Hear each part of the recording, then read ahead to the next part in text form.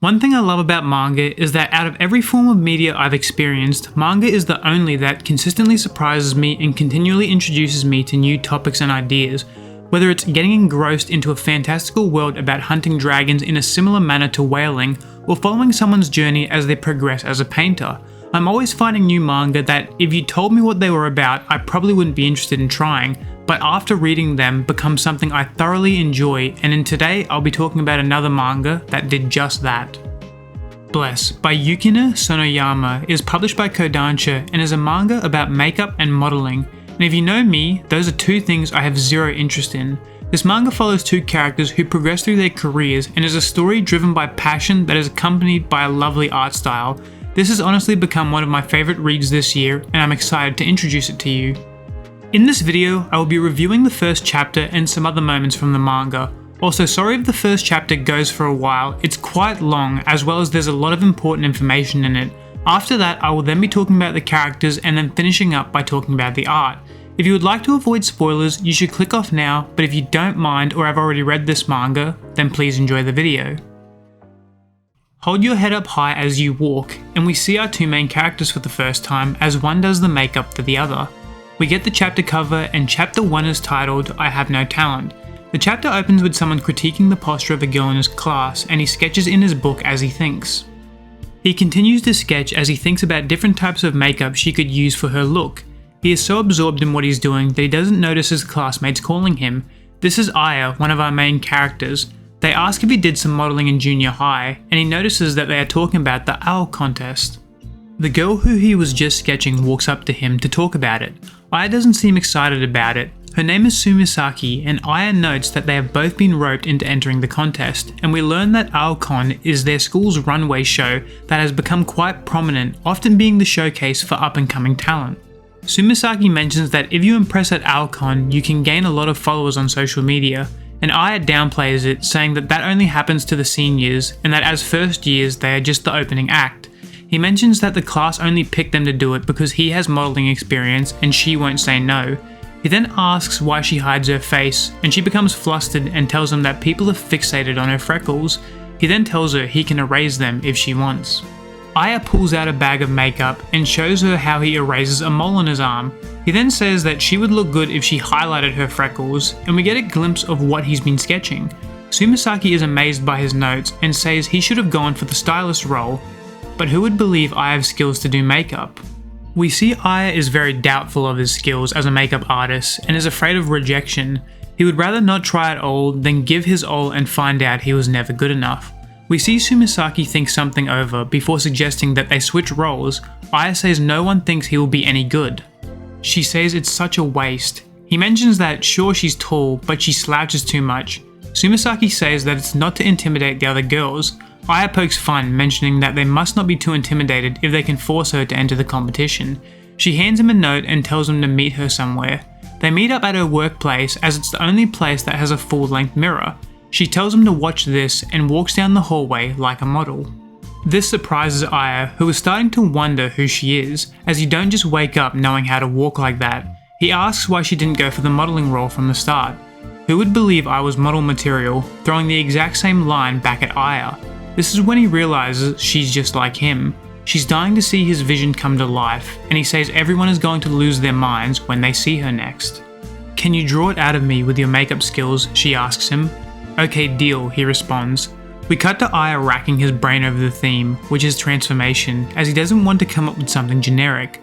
He asks how she would like to transform, and she mentions that maybe she could lose the freckles, but then she remembers being compared to a sunflower, and you can see the instant an idea hits Aya. He tells her that's great, a sunflower. Sumisaki's boss then stops by and mentions that they can have a look at the outfits they have. The next day they head out to look for makeup to use. As they browse, a store attendant hands them a flyer. It's a flyer for a makeup demo being done by a famous stylist, and Aya instantly becomes uncomfortable and tries to leave the store. That's the last person he wants to run into, but is grabbed before he could leave the store. Long time no see, Daya says. They know each other from Aya's modelling days. We learn that Daya was Aya's idol. Daya says that meeting him here must mean he's still in the makeup and that he should check out his demo. He then asks Sumisaki to help as the model.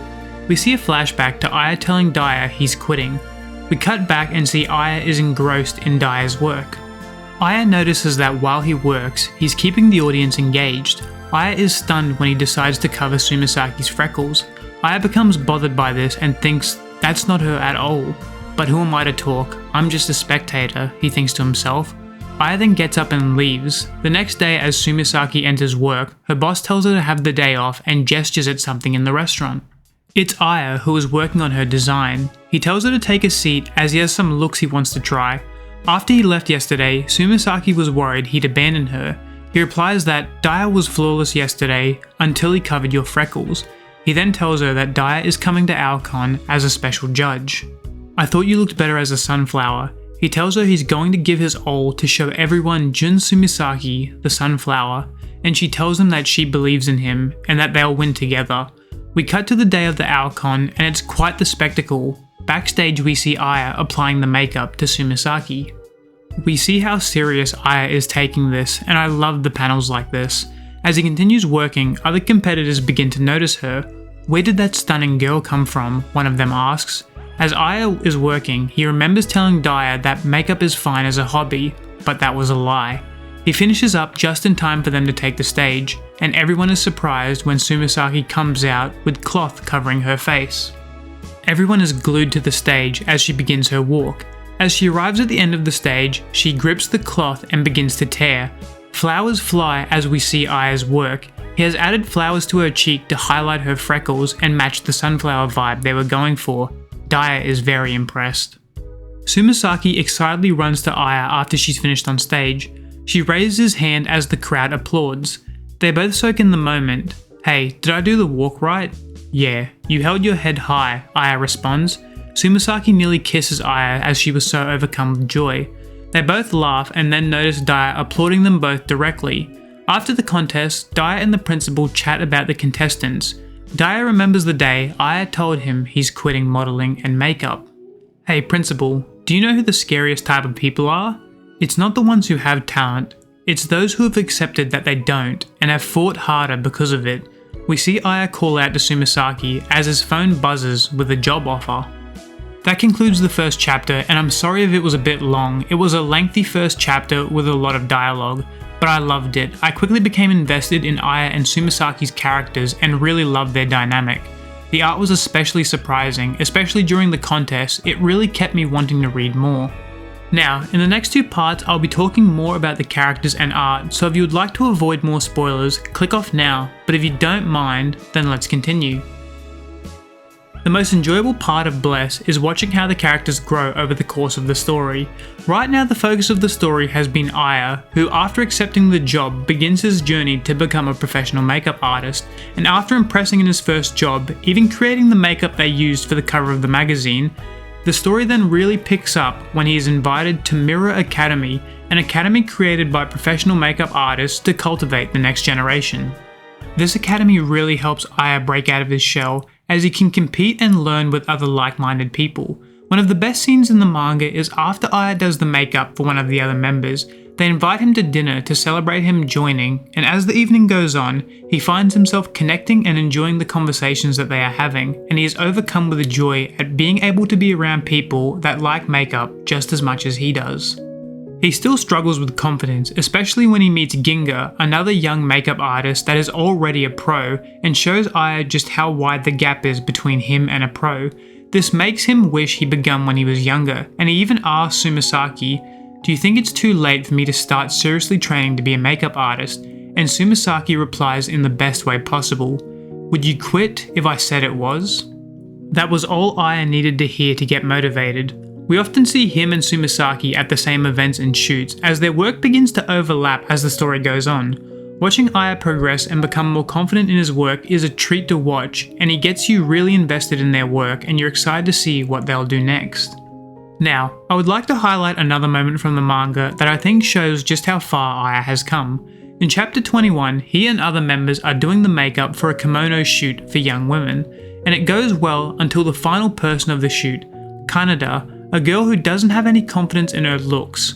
We see a flashback to her taking a picture of herself and deleting it, saying it's hopeless. When they ask her what look she wants to go for, she becomes flustered, saying she doesn't know, and vents about some of her insecurities, like being afraid to be judged by wanting a look she thinks others wouldn't think she could pull off, and struggles learning from makeup tutorials as she sees it as an already cute girl putting on cute makeup and doesn't feel like there's any point in trying. She says that she just wants to look cute. Aya grabs her hand and says, "And you can, because makeup is a wish." Other makeup artists working with Aya give her cute looks that she loves, and you can see her gain more confidence as the shoot goes on and feel comfortable as no one here will judge her. After they are done, Aya applies makeup to her and explains the techniques he's using as he goes on, and once he's finished, we can see that the look isn't flashy and over the top as the other looks she has tried, but is cute and very simple.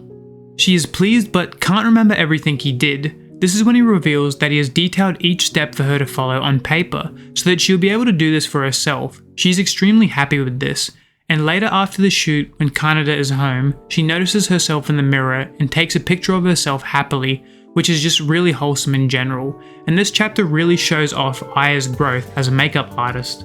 I could go on with more moments from this series or dive into Sumisaki's journey, but I don't want to spoil that for you, as you really should experience this manga for yourself. The art in this series is amazing, and I think it fits the story really well. I know nothing about makeup, but I really enjoyed seeing all the different looks, especially when it's in a competition with a theme. It's interesting seeing all the different characters' takes on the themes they are given. Character designs are especially amazing. There isn't a single character I don't like the design of. My favourite design would have to be Ginga's. The double spreads are great throughout the story and perfectly show the importance and emotion in key scenes.